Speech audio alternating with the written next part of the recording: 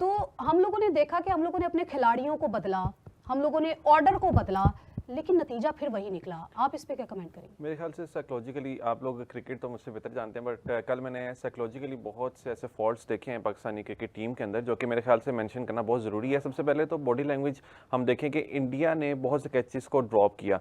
सो एक वैसे ही आपको साइकोलॉजिकल एज मिल जाता है कि जब आपका ओपोनेंट, जो कि इतना स्ट्रॉन्ग ओपोनेंट है, वो कैचेस को ड्रॉप कर रहा है, सो आप उसमें ओपनिंग भी बड़ी ज़बरदस्त कर रहे हैं। फ़खर ने बहुत शानदार आपके लिए ग्राउंड सेट किया, और उसके बाद मैंने आगा की जब कैप्टेंसी देखी, तो आगा जिस तरह से डॉट्स को प्ले कर रहा है, जिस तरह से बॉल्स को छोड़ रहा है, और ख़ास तौर पे 17th ओवर के अंदर वो डॉट्स को प्ले कर रहा है, और वो ये समझ रहा है कि शायद अगली बॉल पे वो कोई ऐसा कमाल कर देगा कि जितने भी डॉट्स उसने खेले हैं वो शायद इसको कंपनसेट कर देगा। तो ऐसा यूजली होता नहीं है। आप ऐसे मैचेस के अंदर रिस्क नहीं लेते डॉट्स खेलने का, नंबर 1। नंबर 2, उसमें मुझे ये फील हुआ साइकोलॉजिकली कि आगा ने अपने माइंड में कहीं ना कहीं बिठा लिया था कि उसने स्ट्राइक को अवॉइड करना है, और इसी वजह से जब आप देखेंगे दोबारा से इनिंग्स को उनकी, तो वो सिंगल लेके बस स्ट्राइक को रोटेट करने के उस मूड में थे। और सेकेंडली अपने आप को बैटिंग ऑर्डर पे भी परफॉर्मेंस को ही अगर हम लोग डिस्कशन करें तो हमने देखा कि साइकोलॉजिस्ट को हायर किया गया, मोटिवेशन स्पीकर्स जो हैं उनको हायर किया गया, फिर ऐसे कौन सा पॉइंट रह जाता है कि जहां पर जाके साइकी को जांचा जाए? आई गेस डिसीजन मेकिंग एक बहुत बड़ा फैक्टर है यहाँ पे। डिसीजन मेकिंग के अंदर मुझे लग रहा है कि पाकिस्तान क्रिकेट टीम हर नए मैच के अंदर एक नए कम्बिनेशन के साथ आपको नज़र आती है। इतनी ज़्यादा अनप्रिडिक्टेबल है कि इतना हाई वोल्टेज मैच के अंदर भी वो ये तय नहीं कर पा रहे कि आपके कैप्टन ने किस नंबर पे आके प्ले करना है। और इसमें इमोशनल, क्योंकि कंटिजेंसी होती है, यानी जैसे हम स्माइल करते हैं, तो जब हम स्माइल करते हैं तो सामने बैठा हुआ बंदे के मुंह पे भी स्माइल ऑटोमेटिकली आ जाती है, या फिर जब आप यॉन करते हैं, जमाई लेते हैं, तो सामने बैठे हुए बंदे पे भी वो भी जमाई को एक्सपीरियंस करता है। बिल्कुल इसी तरह से जब आप फ़खर की इनिंग को देखें, तो फ़खर ने एक शानदार ओपनिंग सेट की, मगर जब एक अनफेयर डिसीजन, जिसके ऊपर वकार यूनुस ने भी बात की, रवि शास्त्री ने भी थोड़ा सा उसका जिक्र किया, तो जब ये इस तरह के फैसले होते हैं तो उससे भी खिलाड़ियों के माइंड पे असर पड़ता है। मगर अनफॉर्चुनेटली पाकिस्तानी क्रिकेट टीम के अंदर ये चीज़ बहुत ज़्यादा रोल प्ले करती है कि जब एक खिलाड़ी आउट होता है तो दूसरा खिलाड़ी ऑटोमेटिकली साइकोलॉजिकली वैसे कंडीशन हो जाता है, और एक लर्नड हेल्पलेसनेस, जिसको हम साइकोलॉजी के अंदर कॉन्सेप्ट कहते हैं, कि अब माइंड में आ जाता है कि हम इंडिया के साथ चाहे जो मर्जी कर लें, चाहे हम 170 से अबव स्कोर कर लें, हम जीत नहीं सकते। ये अनफॉर्चुनेटली खिलाड़ियों के माइंड में हिस्ट्री को देखते हुए बन जाता है, और ये साइकोलॉजी। ठीक है, ये हमने देखा है कि इंडिया और पाकिस्तान का जब भी मैच होता है तो अक्सर हम लोगों ने पाकिस्तानी टीम को प्रेशर में ही देखा है। अच्छा हाफिज साहब, अभिषेक शर्मा और शुभमन गिल जो है हमारे बॉलर्स, मैं वजह जानना चाहूंगी कि ऐसा क्या है कि उनको टैकल नहीं कर पाते? देखिए, एक वो अच्छी क्रिकेट खेल रहे हैं। हमारे बॉलर हैं कौन? पहला तो सवाल ये है, कौन है बॉलर हमारे? हमारी बॉलिंग, आप शाहीन को बॉलर नहीं समझते? उसके अलावा मोहम्मद हारिस राउफ कितने नंबर पे, कितने ओवर में आए बॉलर करने के लिए? चौथे ओवर में। चौथे। पहला ओवर किसने किया? दूसरा ओवर किसने किया? पहला शाहीन ने किया, दूसरा साइम ने। साइम बॉलर है, पार्ट टाइम तो है ना, कहा जा सकता है। तो पार्ट टाइम दूसरा करता है, ठीक है। और आखिरी ओवर उसको बनता था, साइम यूब को देने के चक्कर में थे वो। जब आप क्रिकेट की बुनियाद से हटेंगे ना, फिर आप आएंगे सतही चीज़ों के ऊपर। ये सतही चीज़ें हैं।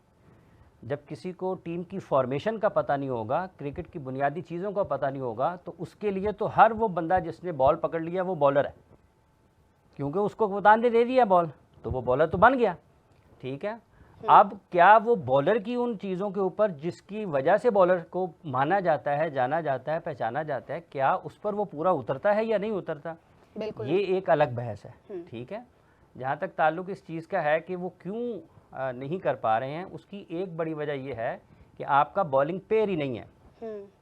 अगर शाहीन से पहले ओवर में विकेट नहीं निकल रहा, तो दूसरे एंड से उसको उतना ही कंपटीशन वाला बॉलर चाहिए जो उसको सपोर्ट कर सके, थ्रेट के एतबार से, पेस के एतबार से, और उसके साथ साथ अपनी बॉलिंग की अवेयरनेस के एतबार से। अब ये जो बातें हैं, ये कहा जा सकता है कि आपने नसीम शाह को मिस किया। अब ये बातें आम बंदे को समझ नहीं आएंगी, ये जिसको क्रिकेट का पता होगा उसी को समझ आएंगी। ठीक है। इसलिए तो आप समझा दें आसान लफ्जों में भी आप समझाएं कि ताकि उनको भी समझ आए जिनको क्रिकेट की समझ नहीं है। ये बता रहा हूँ, ये वही समझने वाली बात है ना, वही तो अर्ज कर रहा हूँ कि पेयर बनता है। ठीक है। जिस तरह आपका ओपनिंग पेयर होता है, शुभमन गिल और अभिषेक शर्मा क्या है? ओपनिंग पेयर है ना। क्या उनका भी कप्तान चाहता तो तिलक वर्मा को भेज देता उसकी जगह पे? ठीक है, तो दुनिया में काम करने के तो फिर इसका मतलब मुरब्बिजा है आप ये तरीक़ेकार मानते हैं। हैं कि डिसीजन मेकिंग में गलती हुई है? आपकी इन तमाम बातों को अगर हम क्रक्स निकालें तो इसका यही क्रक्स निकलता है कि डिसीजन मेकिंग सही नहीं थी किस मामले में? टीम सिलेक्शन पे। आपने कहा कि जिस तरह से लाना चाहिए था, किसको लाना चाहिए था, पहले किसको खिलाना चाहिए था, बाद में किसको रखना चाहिए था, ऑर्डर क्या होना चाहिए था, फिर तो यही लगता है ना। हाँ, बिल्कुल कहा जा सकता है, कहा जा सकता है, बिल्कुल इसमें कोई दूसरी राय नहीं है कि आपके फैसले ठीक नहीं थे। अगर हम लोग यहाँ पर बैठ के इसके ऊपर इतनी ब्रॉड लेवल पर डिस्कशन कर सकते हैं तो मोहसिन साहब वहाँ पर जहाँ पर डिसीजन लिए जाते हैं, क्या आपको नहीं लगता कि वहाँ पर बैठ के चीदा चीदा बातों को भी डिस्कस किया जाता होगा? देखिए, डिस्कस करने के लिए अहलियत होना ज़रूरी है।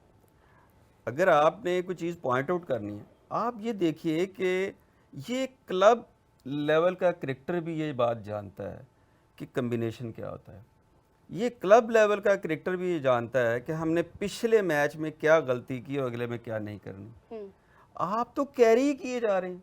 अच्छा, आप क्या सीख रहे हैं?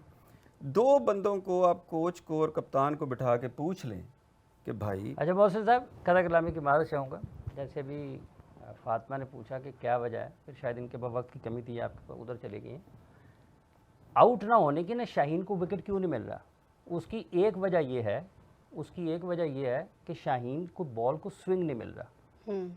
उसका पेस ठीक था, 140 प्लस 145 प्लस पे गए हैं, ठीक है।